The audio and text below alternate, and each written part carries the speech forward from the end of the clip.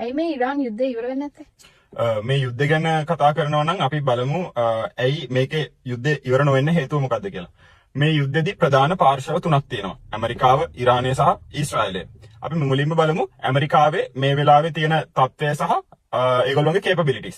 ඇත්තරම මේ වෙලාවේ ඇමරිකාව සාමාන්‍යයෙන් පහුගිය කාලේ යුද්ධවලට ඒගොල්ලොන්ගේ තියෙන ටැක්ටික් එක තමයි සතියක් දෙකක් වගේ ඇතුළත රටකට බෝම්බ දාලා ඒ රට අකර්මණ්‍ය කරන එක.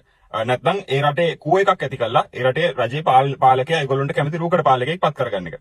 බට් මේගොල්ලෝ මේ එෆර්ට් එක දැම්මා ඉරාන රටත් එක්ක තියෙන යුද්ධෙදි. ඇත්තටම මේගොල්ලෝ ඒකෙදි ෆේල් වුණා.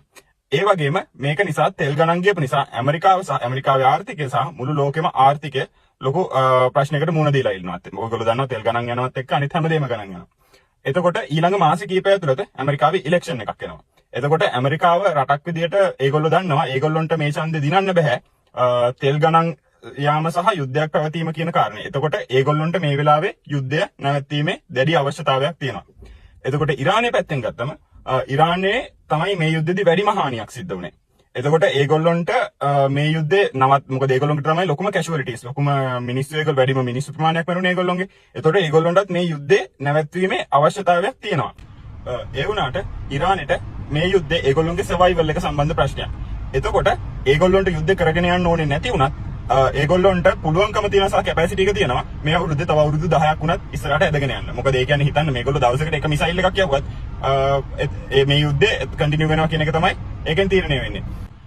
එතකොට මොකද මේගොල්ලෝ අවුරුදු 30ක් තිස්සේ කවදා හරි මේගොල්ලොන්ට මේ තත්ත්වයට මුහුණ දෙන්න වෙයි කියලා ඒගොල්ලෝ දැනගෙන හිටියා. මොකද ඒගොල්ලෝ දැක්ක ලිබියාවට වෙච්ච දේ, සිරියාවට වෙච්ච දේ, ඉරාකෙට වෙච්ච දේ. එතකොට ඒගොල්ලෝගේ හෝම්වර්ක් කළා මේ වගේ ප්‍රශ්නයක් ඇමරිකාව සහ ඊශ්‍රායලය එක්ක අපිට කවදා හරි මුහුණ දෙන්න වෙනවා කියලා මේ යුද්ධයට ලෑස්ති වෙලා හිටියේ. එතකොට ඒගොල්ලොන්ට මේ යුද්ධේ කරන්න අවශ්‍යතාවයක් නැති වුණත් මේක දිගට ඩ්‍රැග් වෙන්න ඇත්තටම වාසිය හිමි වෙන්නේ ඉරානෙට.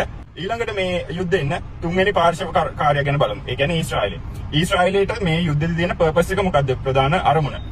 ඊශ්‍රායලයට තියෙන ප්‍රධාන අරමුණ තමයි මැද පෙරදිග ඒගොල්ලෝ ඇරෙන්න වෙන කිසිම බලවත් රටක් ඇතිවීම වැළැක්වීම.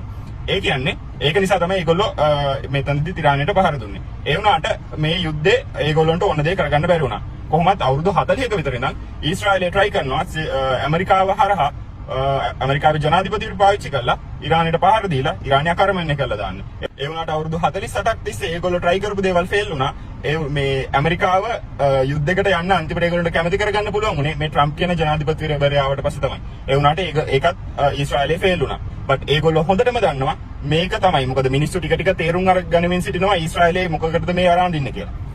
එතකොට ඒගොල්ලෝ දන්නවා ලෝකේ දැනගත්තට පස්සේ ඒගොල්ලෝ වැරදි කියලා. කියන්නේ ඊශ්‍රායලය වැරදි කියලා. කවදාවත් ඒගොල්ලොන්ට ඇමරිකාව ඇතුළු මුළු ලෝකේ සපෝට් එක සහ ඒ කියන්නේ සිම්පති එක ලැබෙන්නේ නැහැ. තව දුරටත් මේ ලෝකේ මේ වික්ටිම් කාඩ් එක ප්ලේ කරන්න කියලා. ඒක නිසා තමයි ඊශ්‍රායලය මේකදී try කරන්නේ.